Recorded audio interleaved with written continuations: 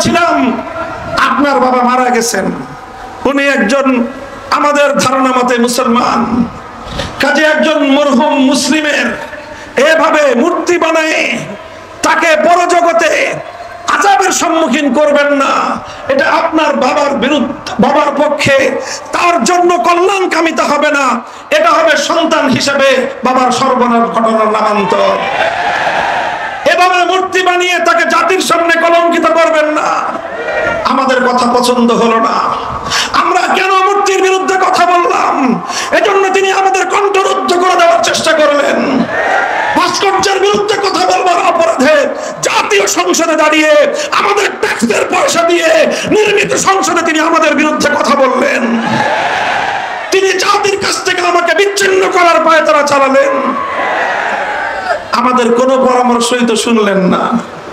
এরপরে 5ই আগস্ট দেশের মানুষ কি দেখলো? আপনি বাংলাদেশের জাতীয় রাজস্বের শত শত কোটি টাকা খরচ করে ব্যয় করে আপনার বাবার যেই সকল মূর্তিগুলো নির্মাণ করেছিলেন, আজকের স্বাধীন বাংলাদেশে দাঁড়িয়ে আমি আপনাকেই প্রশ্ন করতে চাই, আপনার বাবার নির্মিত সেই মূর্তিগুলোর কি পরিণাম হয়েছে? এর জন্য আপনার বাবাকে এভাবে কলঙ্কিত করবার জন্য একমাত্র আপনি দায়ী। যারা বঙ্গবন্ধুকে সম্মান করেন, শ্রদ্ধা করেন, অন্তত আপনারা কোনদিন শেখ হাসিনার নাম মুখে উচ্চারণ করতে পারেন না। সংগ্রামী সাথী ও বন্ধুগণ, কথাগুলো শুধু আমি বিদায়ী এবং পতিত একজন স্বৈরাচারী সরকারের সমালোচনা হিসেবেই বলছি না, আমি বলছি আগামী দিনে যারা ক্ষমতার মসনদে এসেছেন, আসবেন, আসতে চান, আপনারা এখান থেকে শিক্ষা গ্রহণ করুন। ফাতাবিরু ইয়া উলিল আবসার। আমরা আমাদের কথা পরিষ্কার, আমি সেদিনও বলেছিলাম, আজও বলছি, একটি মুসলিম দেশ, যে দেশ মুসলিম জাতিসত্তার উন্মেষ ঘটাবার জন্য, বাঙালি মুসলিম জাতির উত্থান ঘটাবার জন্য 200 বছর আমাদের পূর্বপুরুষরা লড়াই করেছিল। লড়াই করেছিল হাজী শরীয়তুল্লাহ, লড়াই করেছিল মীর নেসার আলী ওরফে তিতুমীর, লড়াই করেছিল ফকির মজনু শাহ, আর লড়াই করেছিল দীর্ঘ একটা সময় পর্যন্ত এদেশের আলেম সমাজ। এত সংগ্রাম, এত লড়াইয়ের মধ্য দিয়ে যে মুসলিম জাতিসত্তার উন্মেষ ঘটেছিল, সেখানে আপনারা হিন্দুত্ববাদ আর হিন্দুয়ানি মূর্তির কালচার বাস্তবায়ন করার পায়তারা চালিয়েছিলেন। এদেশের মানুষ সেটাকে ভালোভাবে নেয় নাই। আগামী দিনেও কেউ যদি চেষ্টা করেন, আমি আপনাদেরকে পরামর্শ দিব, 5ই আগস্টের শেখ মুজিবুর রহমান সাহেবের মূর্তিগুলো দেখে আগামী দিনে সকল রাষ্ট্রনায়করা শিক্ষা গ্রহণ করবেন। আমরা ভাস্কর্যের বিরোধিতা করেছিলাম, সে ভাস্কর্য হোক বঙ্গবন্ধুর, সে ভাস্কর্য হোক জিয়াউর রহমানের, সে ভাস্কর্য হোক এরশাদের, সে ভাস্কর্য আমার বাবার হলো। আমি বলেছিলাম আমাদের হাতে ক্ষমতা আসলে সব ভাস্কর্য আমরা ভেঙে গুড়িয়ে দেব। আজও আমাদের সেই কথা, আমাদের কথা হিন্দু ধর্মাবলম্বীদের উপাসনালয়ে রক্ষিত কোন মূর্তি নিয়ে আমাদের কোনো কথা নাই।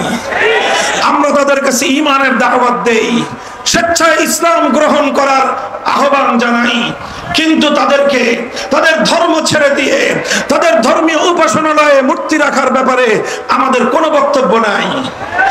তোমরা তোমাদের মূর্তি পূজা করো, তোমরা একত্ববাদের দিকে আসলে জাহান্নাম থেকে মুক্তি পাবে, অন্যথায় তুমি তোমার ধর্ম নিয়ে তুমি থাকো।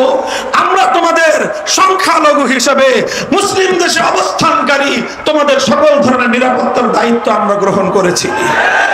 5ই আগস্টের পর বাংলাদেশের মানুষ দেখেছে এদেশে কোনো সাম্প্রদায়িক সংঘাত নাই। এদেশের হিন্দুদের মন্দির, বৌদ্ধদের প্যাগোডা, খ্রিস্টানদের গির্জা রাতের ঘুম বাড়ি দিয়ে, রাতের ঘুমকে হারাম করে দিয়ে আলেম সমাজ, তাওহীদি জনতা, ইমাম সাহেবান, হেফাজতে ইসলামের নেতা কর্মীরা, খেলাফত মজলিস, বাংলাদেশ খেলাফত মজলিসের নেতা কর্মীরা রাতের ঘুম মার দিয়ে, রাতের ঘুমকে হারাম করে তারা এই সংখ্যালঘুদের নিরাপত্তার দায়িত্বে নিয়োজিত ছিল। বাংলাদেশের 5ই আগস্টের পর কোথাও সংখ্যালঘু নির্যাতনের কোনো ঘটনা নাই। কারণটা কি? আগে কেন ঘটতো? কারণ আগে এই শেখ হাসিনা এবং তার দোসরদের রাজনীতির অন্যতম হাতিয়ার ছিল সংখ্যালঘু ইস্যুকে রাজনীতির হাতিয়ার হিসেবে ব্যবহার করা। আমি বলি, তারা রাতের অন্ধকারে কালনাগিনী হয়ে সংখ্যালঘুদেরকে ছোবল মারতো, দিনের আলোয় আবার তারাই ওঝা হয়ে ঝাড়তে আসতো। যতগুলো হিন্দু পরিবারের উপর হামলার ঘটনা আছে, যতগুলো মন্দির ভাঙার ঘটনা আছে, নিরপেক্ষ তদন্ত হলে বেরিয়ে আসবে এগুলোর সঙ্গে আওয়ামী সরকারের দোসররাই জড়িত ছিল। এখন আর সেই নাটকের নায়ক নায়িকারাও নাই, বাংলাদেশের সংখ্যালঘু নির্যাতনের নাটকও নাই। ওরা আবার রোগ পেতে আছে, সুযোগ খুঁজছে, আবার সংখ্যালঘুদেরকে অন্ধকারে এসে সাবোটাজ করবে, সংখ্যালঘুদেরকে বাড়িঘরে অগ্নিসংযোগ করে আবার বাংলাদেশে সাম্প্রদায়িকতার 20 বাষ্প ছড়িয়ে দেওয়ার পায়তারা চালাচ্ছে। আমি সংখ্যালঘু ভাইদেরকে বলি, ইসলাম এক উদারতার ধর্ম। ইসলাম সংখ্যালঘুদের সর্বোচ্চ নিরাপত্তা দেওয়ার ধর্ম। আল্লাহর নবী যেভাবে সংখ্যালঘুদেরকে তাদেরকে নিরাপত্তা দিয়েছেন, কিয়ামত পর্যন্ত কোন নেতা, কোন ধর্ম প্রনেতা, কোন সামাজিক নেতা আমার নবীর মতো সংখ্যালঘুদের নিরাপত্তা নিশ্চিত করতে পারবে না। সংগ্রামী সাথী ও বন্ধুগণ, সংখ্যালঘুদের অধিকারের পাশাপাশি মনে রাখতে হবে 200 বছরের আমাদের সংগ্রাম ছিল বাঙালি মুসলিম একটি জাতিসত্তা গড়ে তোলা। কাজেই 90% মুসলমানের, 90% মুসলিম জাতির যদি তাদের সেন্টিমেন্টের প্রতি, তাদের ধর্মীয় আবেগ অনুভূতির প্রতি শ্রদ্ধা প্রদর্শন না করা হয়, কোনোদিনও বাংলাদেশ এগিয়ে যেতে পারবে না। কাজেই আজকে অন্তর্বর্তীকালীন সরকারকেও আমরা একটি কথা বলে দিতে চাই, আমরা আপনাদেরকে সহযোগিতা করতেছি। আন্দোলনে ছিলাম আমরা, সংগ্রামে ছিলাম আমরা, কারারুদ্ধ হয়েছিলাম আমরা, 13 সাল থেকে 21 সাল পর্যন্ত রক্ত দিয়েছি আমরা, শাহাদাতের রক্ত দিয়ে ধৌত করেছি বাংলার এই রাজপথের রাজপথ। আমরা সব জায়গায় ছিলাম এবং বিজয়ের পরে আমরা সংখ্যালঘুদেরকে পাহারা দিয়েছি। আমরা চাঁদাবাজ মাস্তানদের হাত থেকে ব্যবসায়ীদের নিরাপত্তা দেওয়ার চেষ্টা করেছি। আজও পর্যন্ত আপনাদের সহযোগিতায় নিরলসভাবে আমরা কাজ করে যাচ্ছি, ভবিষ্যতে আমরা কাজ করে যাওয়ার ইচ্ছা রাখি। তবে শুধু আমাদের একতরফা ইচ্ছা দিয়ে হবে না, আমাদের সহযোগিতা পাওয়ার জন্য আপনাদের ইচ্ছা থাকতে হবে। আমি একটা কথা বলেছিলাম, আমরা গায়ে পড়ে সহযোগিতা করতে চাই।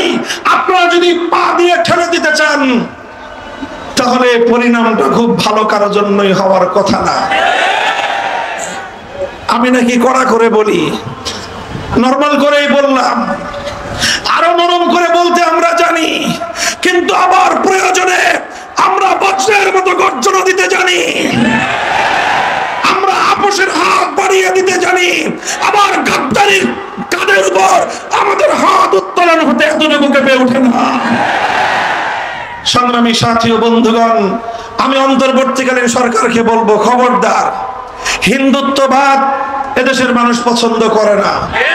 হিন্দুরা হিন্দুদের ধর্ম নিয়ে থাকবে, 90% মুসলিম জাতিসত্তার সন্তানদের উপর, আগামী প্রজন্মের উপর হিন্দুত্ববাদ চাপিয়ে দেওয়ার ষড়যন্ত্র আমরা অতীতেও বরদাস্ত করি নাই, ভবিষ্যতেও বরদাস্ত করব না। হিন্দুত্ববাদের জায়গায় যদি আবার নতুন করে নাস্তিক্যবাদ ছড়িয়ে দিতে চান, স্কুলে আমাদের কোমলমতি সোনামণিদেরকে যদি আপনারা নাস্তিক্যবাদে দীক্ষিত করতে চান, মনে রাখবেন, আমরা যেভাবে হিন্দুত্ববাদের মোকাবেলা করেছি, নাস্তিক্যবাদের মোকাবেলা এর চেয়ে আরো কঠোরভাবেই করব আমরা। পরিণাম কি হবে ভাববার সময় আমাদের নাই। ইসলামের প্রশ্নে, দেশ এবং মানবতার প্রশ্নে মাথায় কাফনের কাপড় বেঁধেই আমরা রাস্তায় নামি। বহুবার এই ইতিহাস আমরা রচনা করেছি। আমরা জানি ইসলাম জিন্দা হতা হ্যায় হর কারবালা কে বাদ।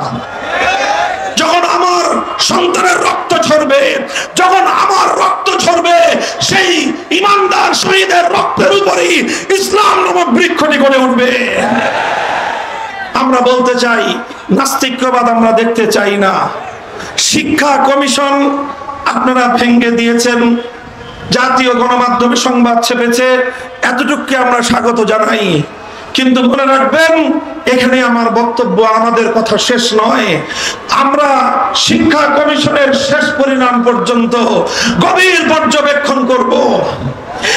চিহ্নিত কোন ইসলাম বিদ্বেষীকে বাংলাদেশের শিক্ষা কমিশনে বরদাস্ত করব না। আমরা নিরপেক্ষ সাধারণ মানুষ যারা আছেন তাদেরকে দিয়ে শিক্ষা কমিশন গঠন করুন। আমরা বলি না আমাদের আলেম ওলামাদেরকে দিয়ে শিক্ষা কমিশন করে ফেলুন।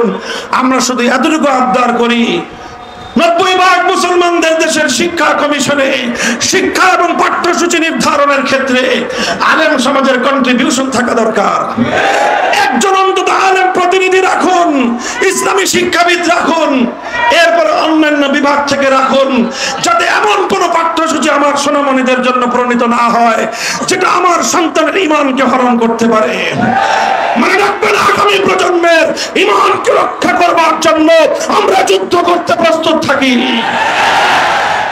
আরেকটা কথা,